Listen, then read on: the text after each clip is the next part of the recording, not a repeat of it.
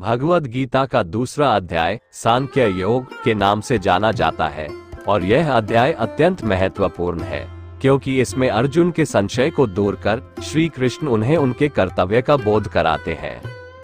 जब अर्जुन अपने गांडीव को नीचे रख देते हैं और युद्ध न करने का निर्णय भगवान श्री कृष्ण को बताते हैं।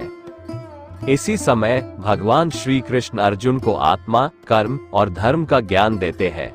श्री कृष्ण बताते हैं कि आत्मा अविनाशी है और शरीर नाशवान। शरीर के नष्ट होने से आत्मा का नाश नहीं होता, इसलिए अपने धर्म का पालन करना ही मनुष्य का कर्तव्य है। ऐसे श्री गीता के दूसरे अध्याय का पारायण का महत्व बताते हुए भगवान नारायण माता लक्ष्मी से कहते हैं कि हे प्रिय, आज मैं श्री गीता के दूसरे अध्याय के महात्म्य बतलाता हूँ।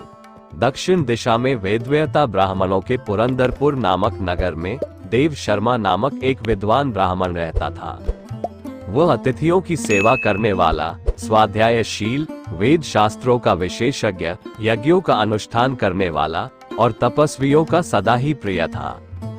उसने उत्तम द्रव्यों के द्वारा अग्नि में हवन करके दीर्घकाल तक देवताओं को तृप्त किया, किंतु उस धर्मात्मा ब्राह्मण को कभी सदा रहने वाली शांति नहीं मिली। वह परम कल्याणमय तत्व का ज्ञान प्राप्त करने की इच्छा से प्रतिदिन प्रचुर सामग्रियों के द्वारा सत्य संकल्प वाले तपस्वियों की सेवा करने लगा। एक दिन इस प्रकार शुभ आचरण करते हुए उसके समक्ष एक त्यागी संत प्रकट हुए। वे पूर्ण अनुभवी, शांत चित्त थे। निरंतर परमात्मा के चिंतन में संलग्न होकर वे सदा आनंद विभोर रहते थे। उन नित्य संतुष्ट तपस्वी संत को शुद्ध भाव से प्रणाम करके देव शर्मा ने पूछा, महात्मन, मुझे सदा रहने वाली शांति कैसे प्राप्त होगी? तब उस आत्मज्ञानी संत ने कहा, ब्रह्म, सौपुर ग्राम का निवासी मित्रवान, जो बकरियों का चरवाहा है, वही तुम्हें उपदेश देगा। ये सुनकर देव शर्मा ने महात्मा के चरणों की वंदना की और सौपुर ग्राम के लिए चल दिया।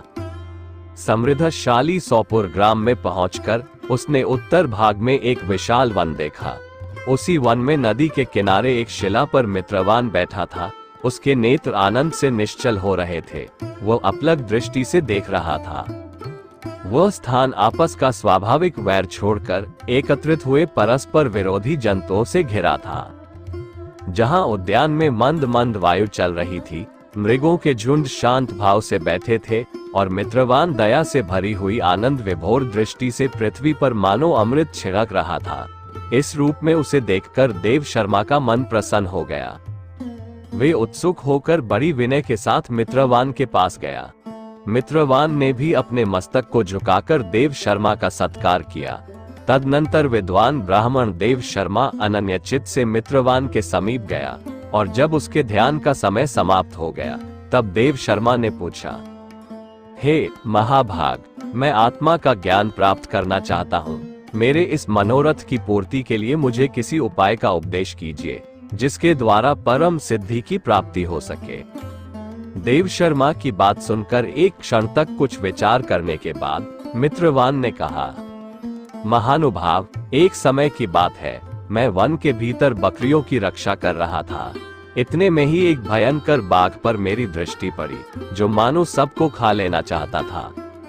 मैं मृत्यु से डरता था, इसलिए बाघ को आते देख बकरियों के झुंड को आगे करके वहां से भाग चला, किंतु एक बकरी तुरंत ही सारा भय छोड़कर नदी के किनारे उस बाघ के पास चली गई। फिर तो बाघ भी द्वेष छोड़कर चुपचाप खड़ा हो गया।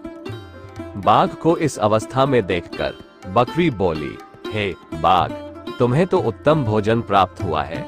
मेरे शरीर से मांस निकालकर प्रेम पूर्वक खाओ न। तुम इतनी देर से खड़े क्यों हो? तुम्हारे मन में मुझे खाने का विचार क्यों नहीं हो रहा है? बाघ बोला, हे बकरी, इस स्थान पर आते ही मेरे मन से द्वेष का भाव निकल गया। भूख प्यास भी मिट गई, इसलिए पास आने पर भी अब मैं तुझे खाना नहीं चाहता। तब बकरी बोली, न जाने मैं कैसे निर्भय हो गई हूँ। यदि तुम जानते हो तो बताओ, इसका क्या कारण हो सकता है? बाघ ने कहा, ये तो मैं भी नहीं जानता। वही सामने एक वृक्ष की शाखा पर एक बंदर था। दोनों ने बोला, चलो सामने उस वृक्ष पर बैठे बंदर से पूछते हैं। ऐसा निश्चय करके वे दोनों वहां से चल दिए। मित्रवान बोले, उन दोनों के स्वभाव में यह विचित्र परिवर्तन देखकर मैं बहुत विस्मय में पड़ गया। इतने में उन्होंने उस बंदर से प्रश्न किया। उनके पूछने पर वानर राज ने कहा, श्रीमान सुनो, इस विषय में मैं तुम्हें प्राचीन कथा सुनाता हूँ। ये सामने वन के भीतर जो बहुत बड़ा मंदिर है, उसकी ओर देखो। इसमें ब्रह्मा जी का स्थापित किया हुआ एक शिवलिंग है। पूर्व काल में यहाँ सुकर्मा नामक एक बुद्धिमान ब्राह्मण रहते थे, जो तपस्या में संलग्न होकर इस मंदिर में उपासना करते थे। वे वन में से फूलों का संग्रह कर लाते और नदी के जल से पूजनीय भगवान शंकर को स्नान कराकर उन्हीं से उनकी पूजा किया करते थे। इस प्रकार आराधना का कार्य करते हुए सुकर्मा यहाँ निवास करते थे। बहुत समय के बाद उनके समीप किसी अतिथि महात्मा का आगमन हुआ। भोजन के लिए फल लाकर अतिथि महात्मा को अर्पण करने के बाद सुकर्मा ने कहा, महात्मा, मैं केवल तत्वज्ञान की इच्छा से भगवान शंकर की आराधना करता हूँ। आज इस आराधना का फल मुझे मिल गया, क्योंकि इस समय आप जैसे महापुरुष ने मुझ पर अनुग्रह किया है। सुकर्मा के ये मधुर वचन सुनकर तपस्या के धनी महात्मा अतिथि को बड़ी प्रसन्नता हुई। उन्होंने एक शिलाखंड पर गीता का दूसरा अध्याय लिख दिया और सुकर्मा को उसके पाठ और अभ्यास के लिए आज्ञा देते हुए महात्मा ने कहा, ब्राह्मण, इससे तुम्हारा आत्मज्ञान की इच्छा पूरी होगी। महात्मा ने कहा, ब्रह्मा, इससे तुम्हारा आत्मज्ञान संबंधी मनोरथ अपने आप सफल हो जाएगा। ये कहकर वे बुद्धिमान तपस्वी महात्मा सुकर्मा के सामने ही उनके देखते देखते अंतर्धान हो गए। सुकर्मा विस्मित होकर उनके आदेश के अनुसार निरंतर गीता के द्वितीय अध्याय का अभ्यास करने लगे। तदनंतर दीर्घ काल के पश्चात अंतःकरण शुद्ध होकर उन्हें आत्मज्ञान की प्राप्ति हुई। फिर वे जहां जहां गए वहां वहां का तपोवन शांत हो गया। उनमें सर्दी, गर्मी और राग द्वेष आदि की बाधाएं दूर हो गईं। इतना ही नहीं, उन स्थानों में भूख प्यास का कष्ट भी जाता रहा तथा भय का सर्वथा अभाव हो गया। ये सब द्वितीय अध्याय का जप करने वाले सुकर्मा ब्राह्मण की तपस्या का ही प्रभाव को समझो। मित्रवान कहता है, वानर राज के इस प्रकार बताने पर मैं प्रसन्नता पूर्वक बकरी और बाघ के साथ उस मंदिर की ओर गया। वहां जाकर शिलाखंड पर लिखे हुए गीता के द्वितीय अध्याय को मैंने देखा और पढ़ा। उसी का अध्ययन करने से मैंने तपस्या का पार पा लिया है।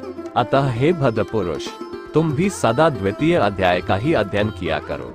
ऐसा करने पर मुक्ति तुमसे दूर नहीं रहेगी। श्री भगवान कहते हैं, हे प्रिय, मित्रवान के इस प्रकार आदेश देने पर देव शर्मा ने उसका पूजन किया और उसे प्रणाम करके पुरंदरपुर की राह पकड़ ली। वहां किसी देवालय में पूर्वोक्त आत्मज्ञानी महात्मा को पाकर उन्होंने ये सारा वृत्तांत निवेदन किया और सबसे पहले उन्हीं के द्वारा द्वितीय अध्याय को पढ़ा। उनसे उपदेश पाकर शुद्ध अंतःकरण वाले देव शर्मा प्रतिदिन बड़ी श्रद्धा के साथ द्वितीय अध्याय का अध्ययन करके ब्रह्म ज्ञान में लीन होकर परम पद को प्राप्त हुआ। श्रीमद् गीता के दूसरे अध्याय का पारायण करने वाले जीवों के भेद बुद्धि मिट जाती है। वह ईर्ष्या, भय और द्वेष से मुक्त होकर शांत चित्त और आनंद में रहने लगता है। मित्रों, इस कथा को भाव से पढ़ने, सुनने और लोगों तक पहुंचाने वालों को भी भगवत कृपा की प्राप्ति होती है। धन्यवाद। शुभमस्तु।